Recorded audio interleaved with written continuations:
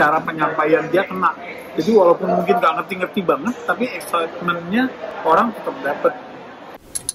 The Talkies, ngomongin film bersama Bayu dan Edoy. Halo, ketemu lagi sama The Talkies bareng Bayu dan Edoy. Oh, oke.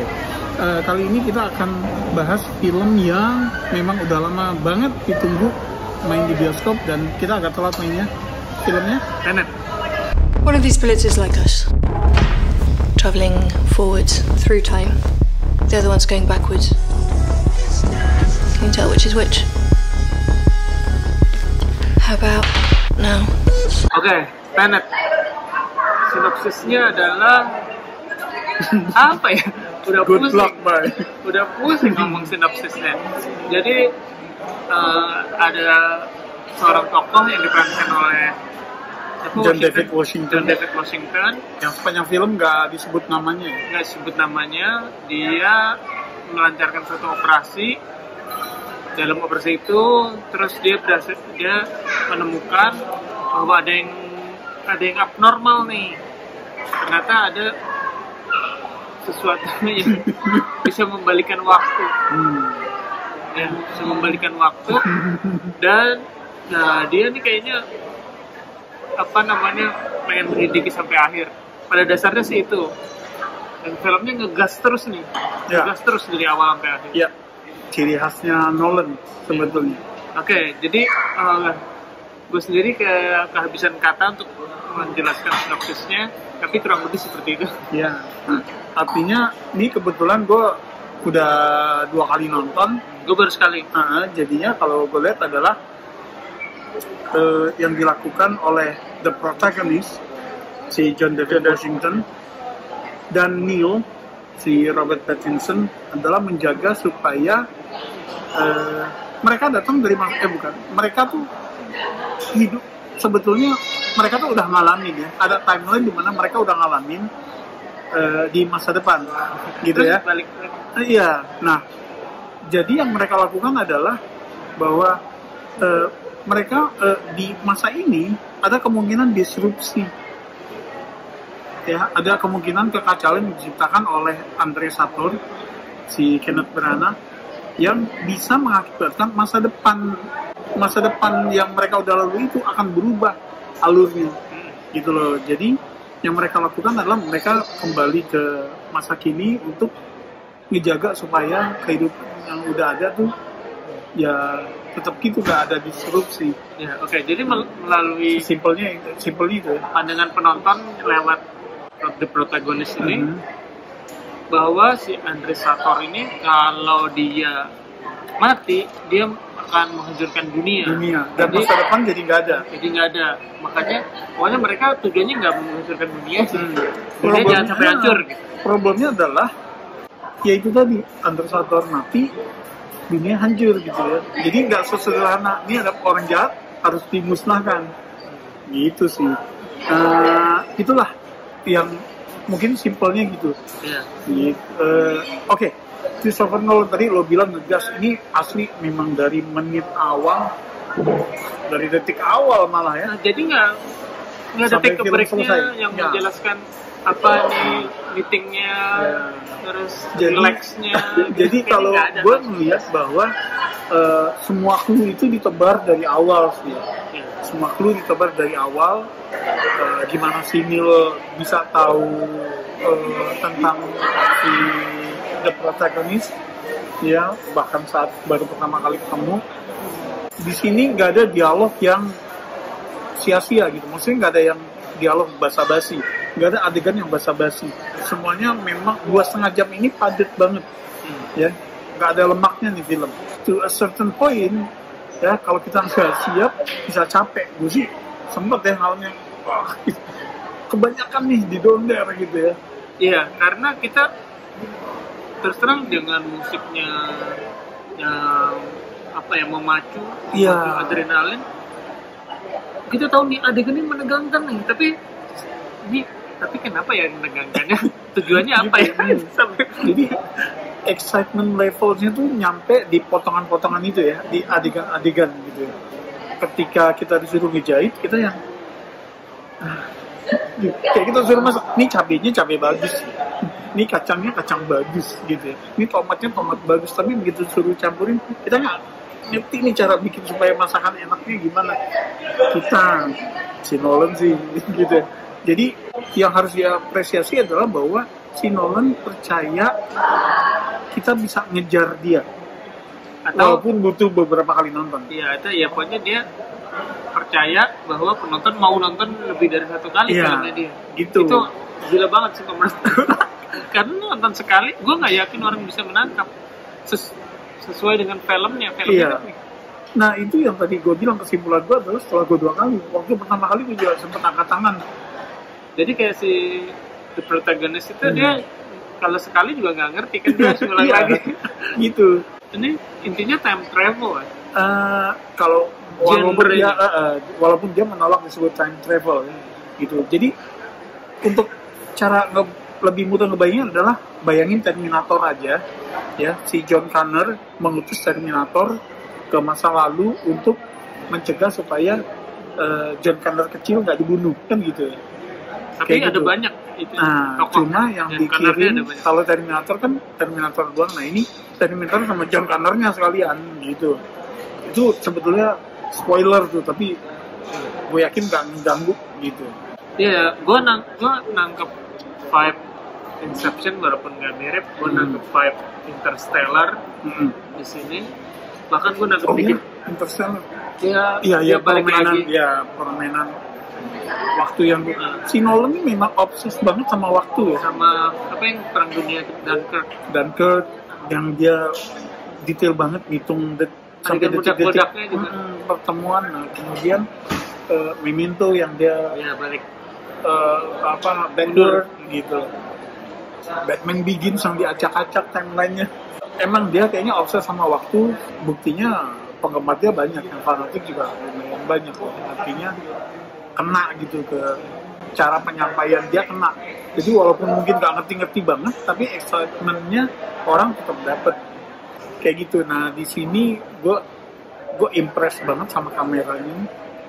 Si White Van Houten ini langganan dia sejak Interstellar ya, film ketiganya. Nah yang istimewa kalau menurut gue ada di 2 elemen kunci yang ganti orang tapi tetap nyaris nggak kerasa bedanya. Kayak musiknya tuh sekarang biasanya kan dia Hans Zimmer kan, nah ini gantiin Ludwig Göransson, tapi gue nggak ngerti istilah musiknya ya, yang lu tuh denger musik aja lu kebawa gitu kan ya, lu kebawa. Nah kemudian Dinaikin lah gitu. belum lagi kameranya si White Van Houten ya, yang adegan lo kan orang biasanya prinsip kalau karakter gerak kamera diam gitu kan. Nah ini semuanya digerak gitu ya. Dan gue sempat dengar dari ya mungkin sosmed kali. Jadi mixingnya ini dibilang wah mixingnya nggak bagus nih karena kita nggak dengar dialognya. Terlalu kenceng musiknya terlalu kenceng. Pas gue nonton sih sebetulnya menurut gue sengaja sih, menurut gue sengaja. Tapi memang gue baca teks, gue baca subtitle ya. Jadi nggak terganggu. Jadi tetap sementara kalau di Amerika kan nggak ada subtitle. Iya. Jadi orang ngomong apa sih orang, Betul. banyak adegan yang kenceng banget musiknya pada saat ada dialog. Ya sama kayak yang dikeluhkan The Dark Knight Rises ini, Bane ngomong apa sih? Kita ada subtitle. Iya, jadi kalau orang Amerika mixingnya gimana sih? Karena menurut gue nggak mungkin film kayak gini mixingnya dihancurin. Iya, tapi lu kebayang nggak kalau misalnya sound mixingnya nggak dibikin kayak gini, examen levelnya juga mungkin nggak gitu ya. Iya, karena sama maksud gue akhirnya yang pada saat musiknya kencang itu emang ya udah dialognya sebetulnya mau didengar enggak sebenarnya gitu. walaupun sebetulnya penting, nggak ada dialog yang sia-sia di film ini. Tapi ya gue tadi satu lagi yang ganti orang kunci tapi tetap berasa sama, editornya juga ganti nih. Tadinya Lee Smith yang dapat Oscar juga di Inception gitu. Di film ini ganti Nah itu tetap berasa gitu ya, kayak paket Nolan-nya tuh nggak ada yang berubah. Ya karena memang ketahuan yang kuat isinya. Gitu, jadi memang ya udah, kalau mau ngerti banget film ini, mau paham banget, gue rasa 2-3 kali minimal harus nonton gitu ya. Ya, tapi memang Inception tuh juga beberapa kali. Kalau Inception tuh untuk memastikan endingnya yang ini atau itu gitu. Jadi bukannya kalau Inception bukan lebih ke supaya gue ngerti, tapi begitu lo nonton kedua ada yang lo temukan, nonton ketiga ada yang lo temukan lagi. Betul. Sama kayak kalau ini juga pasti ya kayak gini. Gue ketika kedua kalinya gue walaupun belum utuh ya, kayaknya harus sekali lagi. Istimewanya film-film Nolan adalah dia nggak cuma menuntut orang untuk nonton beberapa kali, tapi orang yang nonton beberapa kali tetap dapat kenikmatan gitu loh, baik nggak berkurang kayak yang lo bilang tadi gitu, nonton ini dapat lagi info yang baru gitu kan, gitu sih. Terus kalau gue kebayang ya, karena kita tahu Nolan itu percaya dengan tactical on camera effect ya, segala sesuatu kalau bisa di depan kamera lo kebayang tuh riwahnya adegan berantem ya, yang si satu tokoh dengan gitu ya, dengan ala inversi. Jadi yang satu itu alur maju, yang satu alur mundur, tapi mereka harus ketemu berantem. Kemudian yang lebih rumit lagi adalah adegan pertempuran terakhir, karena melibatkan segitu banyak orang ya. Dan kebayang gak sih lo kalau on camera ada segerombolan yang maju, segerombolan jalan mundur. Nah, ngomong soal practical effect juga, ini pesawatnya beneran ya, bukan 3D ya? Iya, Nolan ya. Gitu. Dia punya visi, dia percaya bisa dilakukan. Jadi sebagian besar budgetnya lari ke situ. Nah, dan ada orang yang mau ngasih dia dana. Nah, cuma memang Tenet ini maksud gue dia unfortunately lahir di tahun dimana kita semua kena pandemi, jadinya nggak full potensial dari segi box office gitu. Iya. Gitu sih di Amerika. Pokoknya Nolan memang percaya bahwa ini harus rilis di bioskop, dan setelah kita nonton bioskop tuh memang gitu, harus di bioskop. Harus di bioskop.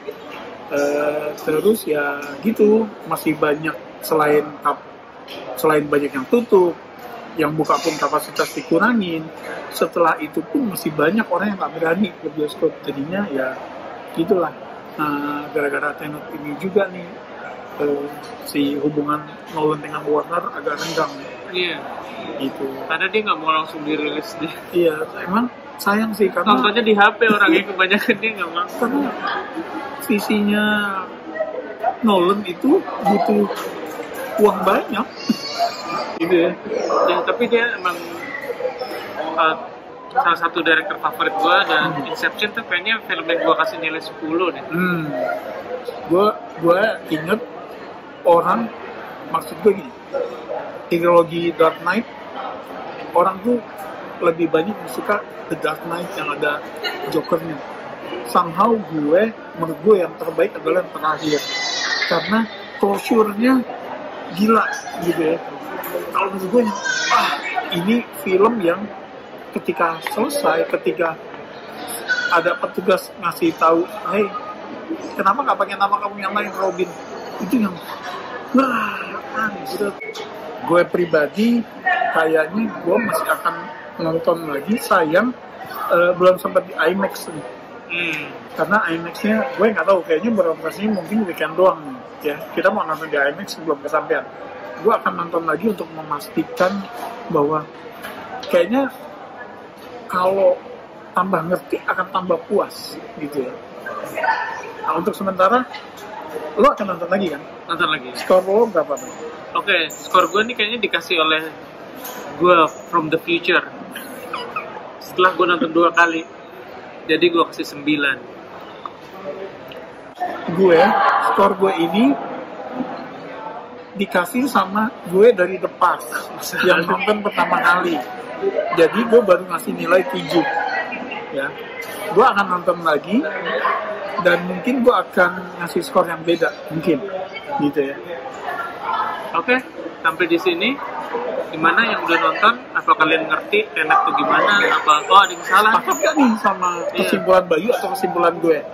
Ya jangan lupa yang belum subscribe, komen. Sampai ketemu di episode-episode yang berikutnya. Salam.